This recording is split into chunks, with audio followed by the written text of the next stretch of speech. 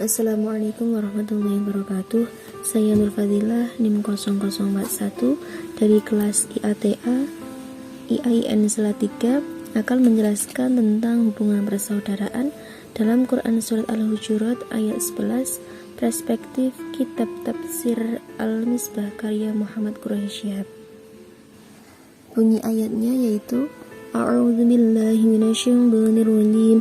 Bismillahirrahmanirrahim.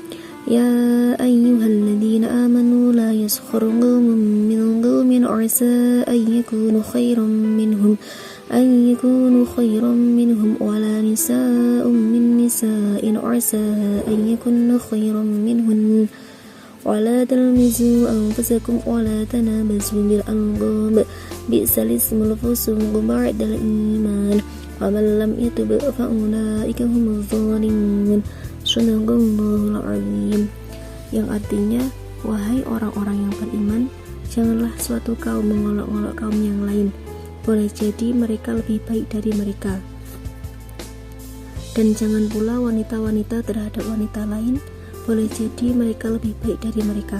Dan janganlah kamu mengejek diri kamu sendiri, dan janganlah kamu panggil-memanggil dengan gelar-gelar buruk. Seburuk-buruk panggilan ialah kefasikan sesudah iman.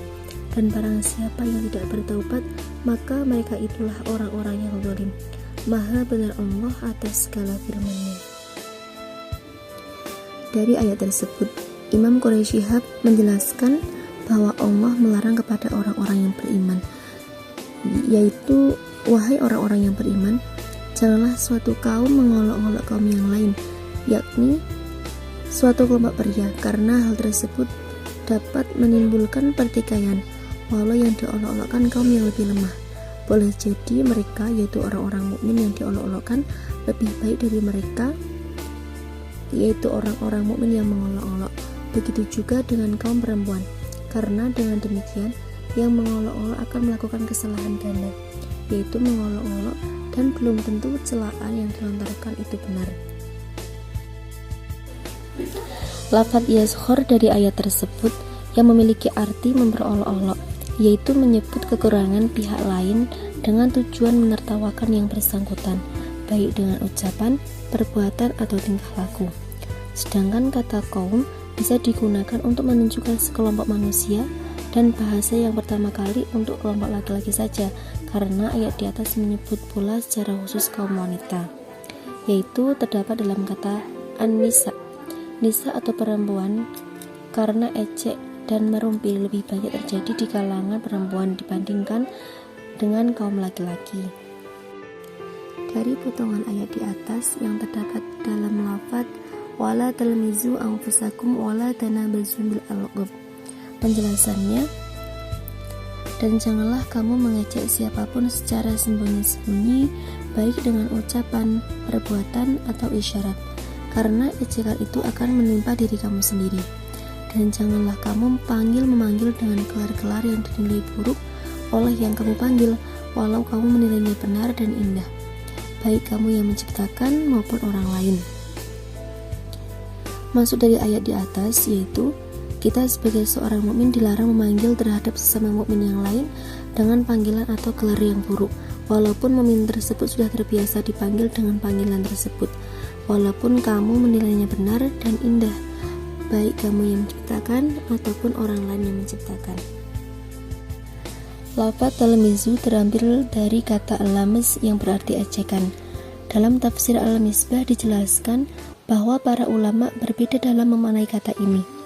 Misalnya menurut Ibnu Asyur, ia memahaminya dalam arti ejekan yang langsung dihadapkan kepada yang diejek, baik isyarat bibir atau kata-kata yang dapat dipahami sebagai suatu ejekan atau suatu ancaman. Ayat di atas melarang melakukan al-lames terhadap diri sendiri, sedangkan yang dimaksud adalah terhadap orang lain. Bisa juga larangan ini memang ditujukan kepada masing-masing, dalam arti jangan melakukan suatu aktivitas yang mengundang orang lain menghina dan mengejek diri Anda sendiri, karena dengan demikian Anda bagaikan mengejek diri sendiri, dalam artian kita harus bisa memahami posisi jika kita berada di posisi orang lain, karena sesuatu yang kita lakukan akan kembali kepada diri kita masing-masing. Kemudian lafadz tanabazu diambil dari kata an-nabaz, yakni memiliki makna gelar buruk. At-tanabaz adalah saling memberi gelar buruk. Terdapat sekian gelar yang secara lahiriah dapat dinilai buruk, tetapi karena sedemikian populernya, penyandangannya pun tidak lagi keberatan dengan gelar itu. Maka di sini menyebut gelar tersebut dapat ditoleransi oleh agama. Misalnya, seperti gelar yang diberikan kepada Abu Hurairah yang nama aslinya adalah Abu Abdurrahman ibnu Syahr atau Abu Turab, untuk Sayyidina Ali bin Abi Thalib. Bahkan Al-A'raj atau yang berarti si pincang untuk perawi hadis yang keenam Abdurrahman bin Hurmuz, dan Al-Amashi yang berarti sirabun bagi Sulaiman ibnu Mahran. Pada kalimat bi'sal ismul fusuqu ba'dal iman wa man lam yatub fa ulaika humul zalimun dijelaskan bahwa seburuk-buruk panggilan adalah panggilan kefasikan, yakni memanggil buruk sesudah mereka beriman. Siapa yang bertobat sesudah melakukan hal itu, yaitu memberi gelar buruk terhadap yang lain, maka mereka adalah orang-orang yang menelusuri jalan lurus.